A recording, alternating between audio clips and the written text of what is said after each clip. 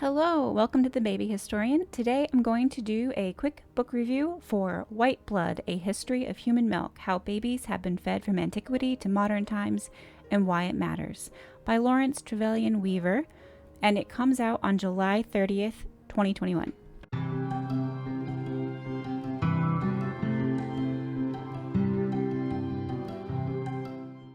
The author. So who is Lawrence Trevelyan Weaver? According to the Flyleaf, he is a pediatrician, gastroenterologist, and a nutritional scientist with an interest in history.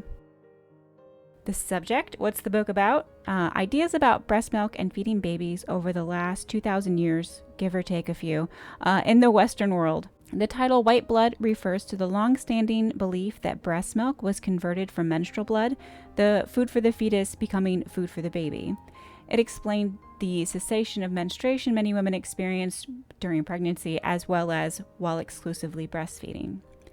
So I really like the extensive quoting of primary sources, usually expert sources, the art history, and his own delightful diagrams to help readers understand the ideas of people in history. He is decidedly and understandably pro-breastfeeding, and I would consider myself that too. However, the book demonstrates that the trends and politics of infant feeding wax and wane through time and even within cultures. So my takeaway is that the concern and stress about how to feed babies is perennial and very human. As a fan of histories about single things or ideas through time, like salt or tea or maps or bathing, looking at my bookshelf here, this book is a treat. There are so many books about breastfeeding or bottle feeding, how to do it better, but this is one that for the most part just gives an overarching look at infant feeding and ideas about breast milk in the Western world for the last few thousand years up to the present day, and particularly his own ideas. He does mention that this is in part an autobiographical work, so it's opinionated, y'all. So I am recommending this book, but I am too opinionated, and I have a few points of criticism that you might want to keep in mind while you're reading it. So for the first bit of criticism, I want to preface it by saying that I do not believe someone needs to have personal experience of something to study it or to have or to share informed opinions about it. For example, a neurosurgeon need not have the experience of brain surgery on themselves to be an expert in their field. However, should they write a history about brain surgery, it would be more well-rounded if it included first-hand accounts of patients who have experienced brain surgery. And that's what's lacking here. The first-hand accounts of people responsible for feeding babies. Their concerns about it, their struggles, if any, what they thought about it in comparison or contrast to what the experts were writing. There are plenty of source materials available in the form of letters and diaries. For example, Queen Victoria had quite a bit to say on the subject, and her attitudes on the matter were very influential. I think the inclusion of first-hand accounts of infant feeding would also soften the tone taken at the end of the book with regards to, for example, biotech companies trying to make synthesized human milk from human cells. The author writes them off as another quest to find the Philosopher's Stone or the Holy Grail, quote, a futile search for something that already exists, unquote. The time and energy expended by the people producing the best breast milk in order to feed babies, or struggling to produce the breast milk, or incapable of producing breast milk, is very easy to ignore when we don't hear anything from them.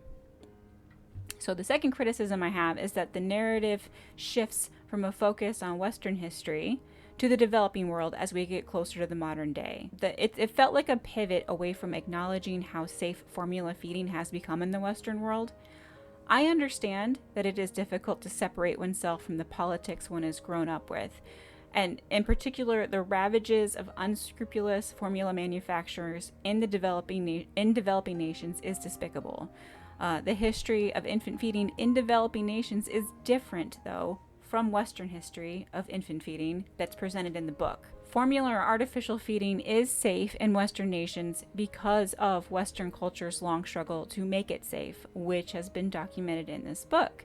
Yet instead of celebrating this achievement, formula is condemned because it isn't safe in developing nations. The author would have us believe that it's unsafe in developing nations because formula isn't breast milk. Formula isn't safe in developing world due to poverty, people dilute formula to save money, mendacious marketing, the companies making it and selling it are lying about the risks and benefits, and unsafe water supplies. If this history of infant feeding has proven anything, it's that humans have and will always need alternatives to breastfeeding, to breast milk. We have made formula feeding safe in the West, and that could be a blueprint for making it safe everywhere, but we can't do that if we demonize formula instead of what makes formula unsafe. And finally, there's a bit of a Luddite tone here. Quote, "There are two parts to human reproduction, gestation and lactation. From conception to weaning, technological ways of intervening in both biological processes have been adopted. Contraception, artificial insemination, in vitro fertilization, genetic manipulation, amniocentesis, abortion, fetal surgery, and cesarean section are all artificial means of altering the natural course of reproduction. The use of the breast pump to express human milk is perhaps too." So lots of people have fallen into the fallacy of appeal to tradition or appeal to nature. And it's a trend that comes up again and again in the history that is presented in this book. But we should not forget or be ignorant of the fact that humans are a technological species. We would not exist, we would not have evolved into existence without the support of technology. And that goes back to our first bipedal ancestors, and you can see more of that on my blog. I'll put some links down below. The fact that our technology continues to influence our lifestyles and cultures is par for the course. There's nothing natural about humanity or human reproduction if natural means the opposite of technological. I received an ARC of this book from the publisher, and an ARC is an advanced reader copy, so what I have may not be what will be sold. As an ARC, I think it's a beautiful little book. It has a matte cardstock cover with the title, White Blood, and a glossy finish, slightly raised. And it has a fold-in flyleaf, which will prevent the dreaded cover curl, so it's a little bit sturdier than your average paperback.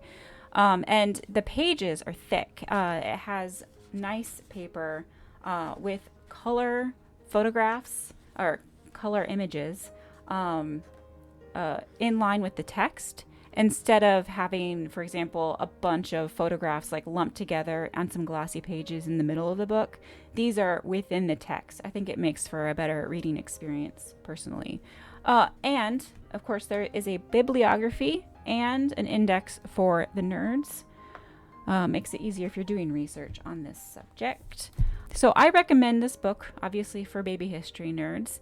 I also think it would be a nice gift for someone who plans to breastfeed and likes reading. This is the kind of book you can crack open to any page and find something interesting to read. It is small enough you can hold it in one hand, and because it has thicker pages, it's easy to turn pages one-handedly. So if a parent wanted to read it while breastfeeding or holding a baby, that's fairly easy to do. I also think this would make a fantastic coffee table book for a healthcare provider's waiting room, or if you have a lactation room at your business or work. I think this would be a great addition too. So I'd like to thank Unicorn Press for sending me an advance copy of this book, which I requested of them. They didn't reach out to me, I reached out to them. And of course, all opinions are my own in this review. I don't have any relationship with the author or the publisher other than asking for and getting an advance reader copy. So the book is called, again, White Blood, A History of Human Milk, How Babies Have Been Fed from Antiquity to Modern Times and Why It Matters, by Lawrence Trevelyan Weaver, and it will be out for sale on July 30th, 2021. Thanks for watching! So there's this image, page 67, and it's got an optical illusion in it if I can get it to work. If you look at it from this, see the skull on the bottom? Should look more and more like a three-dimensional skull, but the other pages are getting in the way. And then when you look at it here, it's hard to see.